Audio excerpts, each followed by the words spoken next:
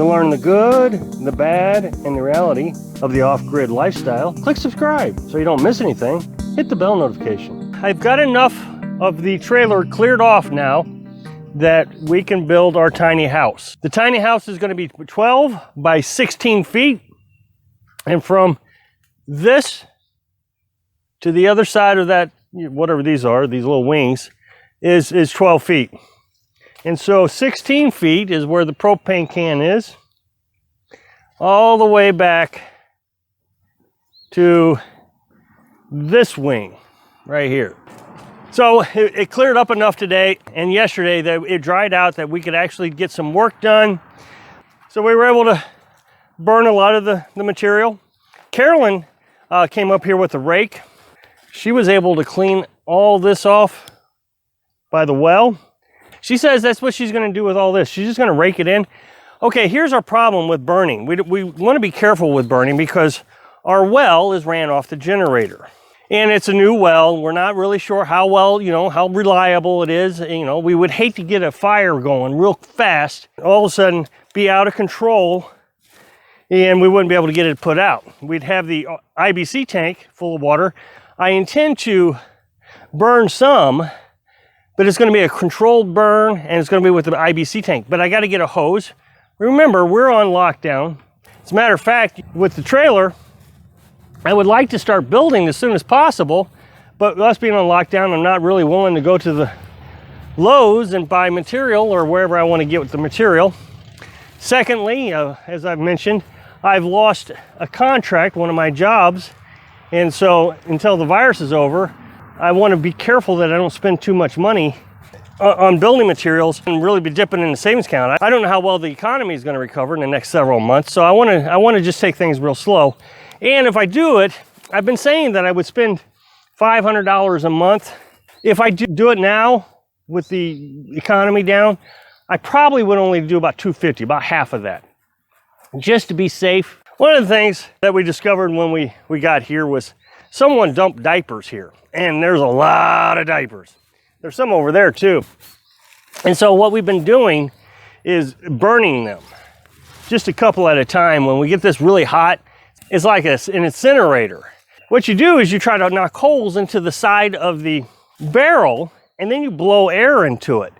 And so what I kind of do is I put a generator there and let the exhaust blow into it. It really accelerates the fire, gets real hot, and then you can burn your human waste. It does pretty good, and it is a recommended method by the state of Missouri. I have noticed that there are some YouTube channels thinking that, well, obviously the only thing I could be doing with my waste is dumping it in the creek. It seems like if you're on YouTube, people just assume you're a criminal. I'm not dumping waste in the creek. I've made videos on this before, and it wasn't even that long ago. Maybe a month I've talked about what we're going to do with our waste. One of the things that has been suggested is this property must have a septic tank on it, considering that there was a trailer here. It has something. I don't know what it is, but it sits right here. I don't know how well you can see it, but there's concrete slab right here. But it's in shambles. It's in disarray. I'm sure it's not going to pass any type of inspection. So when you jump down here, I got the camera way high so you can see me and what's going on. This wall, the front wall, has fallen down on the septic tank. Now, this is not a septic tank. I think what this is back in the day, back in the 60s and the 70s, these used to be cesspools. I don't know what the difference is. I mean, it's made out of concrete bricks. But anytime you look up one of these cesspool things, they always say that the bricks fall apart. Well, sure enough, the bricks fell apart here. If you come down into it, I don't know how well you're going to be able to see. It's just a big hole, and there's a PVC pipe coming out the other side. It has water in it, but there's no waste. It doesn't stink. It's just rainwater. I'm sure after all these years, all that waste has ran out of here. I mean, or they took it out, one of the two. You can take out the waste through this hole.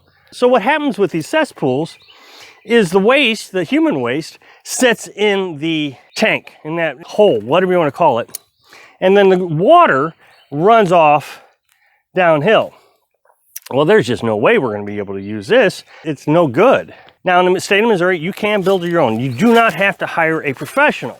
unless you have 3 acres, the state will come out and inspect what you've done. So I only have 1.5 acres. So I'm not really excited about digging my own. We've went back and forth on this. We could, but you know, if you spend thousands of dollars building one and the state comes out and says, no, your drain field's in the wrong spot or whatever, then you're doing it all over. Of course, I can hire a professional, but there again, thousands of dollars that I'm just not willing to spend if there's a cheaper method. I'm trying to do my off-grid living on a budget. There's no reason to have to go spend thousands and thousands and thousands of dollars to live free and happy and to be under regulation. So I don't think we're going to do a septic. There's 2 other methods, well actually 3 methods that you can utilize that is legal and recognized in the state of Missouri. One is incineration. You can incinerate your waste. You can burn it. And that makes sense if you think about it. I'm sure it gets hot enough that it will burn anything that's harmful, bacteria, I don't know, whatever it is, and there's no leaching. And then you would just bury the ash later. Just dig a hole. Now in the National Forest, they actually recognize burying your waste. You can dig a hole 6 inches in the ground and burying it. So by incinerating it in a barrel and then burying it, I'm going to be completely legal. Our plan is to compost, which is the other legal method of disposing of your waste, is composting. It's not hard to do. I mean, you just put the waste in a barrel and you layer vegetation on it, leaves, and it will break down into compost. Now, they also suggest that you put lime in it as well, and the lime helps break it down faster. So instead of it taking, I forget what the length of time is, but let's say it takes a year or 2 without lime, it takes 6 months with lime. Now, the problem is we can't go out and get any barrels because we're on lockdown. This lockdown really has us where we can't do much.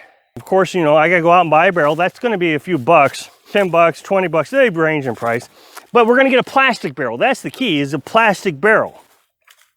You don't wanna get a metal barrel because it will rust and then you'll have seepage. And you don't want the inspectors coming out here and finding any type of potential problems.